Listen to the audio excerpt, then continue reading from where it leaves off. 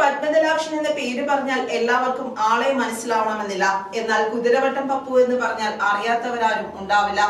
കോഴിക്കോടൻ ഭാഷാ ശൈലി തന്റേതായ രീതിയിൽ കഥാപാത്രങ്ങൾക്ക് പകർന്ന് ഒപ്പം സ്വാഭാവിക അഭിനയത്തിലൂടെ നർമ്മരംഗങ്ങൾക്ക് മറക്കാനാവാത്ത മനോഹാരിത സമ്മാനിച്ച കുതിരവട്ടം പപ്പുവിന്റെ ഓർമ്മകൾക്കിന്ന് 26 വർഷങ്ങൾ തികയുന്നു.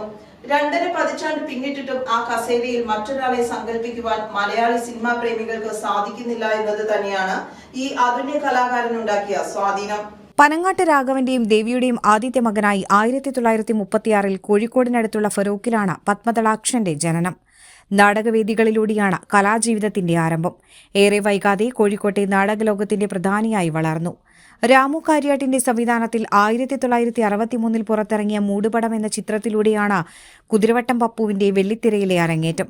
തൊട്ടുപിറ്റേ വർഷം വൈക്കം മുഹമ്മദ് ബഷീറിന്റെ രചനയിലും എ വിൻസെന്റിന്റെ സംവിധാനത്തിലുമെത്തിയ ഭാർഗവി നിലയത്തിലെ കഥാപാത്രത്തിലൂടെയാണ് അദ്ദേഹം ആദ്യമായി സിനിമയിൽ ശ്രദ്ധിക്കപ്പെടുന്നത്.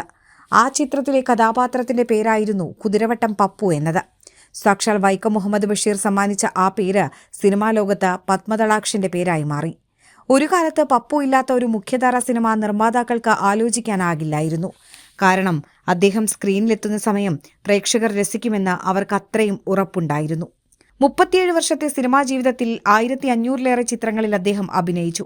അരങ്ങൊഴിഞ്ഞ 26 വർഷങ്ങൾക്കിപ്പുറവും മറ്റൊരാൾക്ക് പപ്പുവിന് പകരക്കാരനാകാൻ സാധിക്കാത്തത് അഭിനയത്തിലെ ആ അതുല്യ ചാരുത കൊണ്ടാണ്. ഇന്നും കുതിരവട്ടം പപ്പു പറഞ്ഞ ഡയലോഗുകൾ നിത്യജീവിത സന്ദർഭങ്ങളിൽ നമ്മൾ പലപ്പോഴും ഉപയോഗിക്കാറുണ്ട്.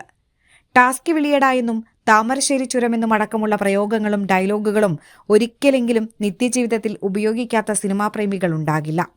കോമഡി കഥാപാത്രങ്ങൾക്കൊപ്പം കനമേറിയ കഥാപാത്രങ്ങളിലൂടെയും ലഭിച്ചത് അപൂർവമാണെങ്കിലും പപ്പു ഗംഭീരമാക്കിയിട്ടുണ്ട്. ദി കിങ്ങിലെ കൃഷ്ണൻ അത്തരമൊരു കഥാപാത്രമാണ്. 2000 പുറത്തിറങ്ങിയ നരസിംഹമായിരുന്നു അദ്ദേഹം അഭിനയിച്ച അവസാന ചിത്രം. ഹാസ്യത്തിന്റെ ഈ കോഴിക്കോടൻ പ്രതിഭാസത്തെ മരണം ഒപ്പം കൂട്ടിയെങ്കിലും അദ്ദേഹം ചെയ്തുവെച്ച വേഷങ്ങൾ ഈ ജൻസി കാലത്തും ഓർമ്മിക്കപ്പെടുന്നു.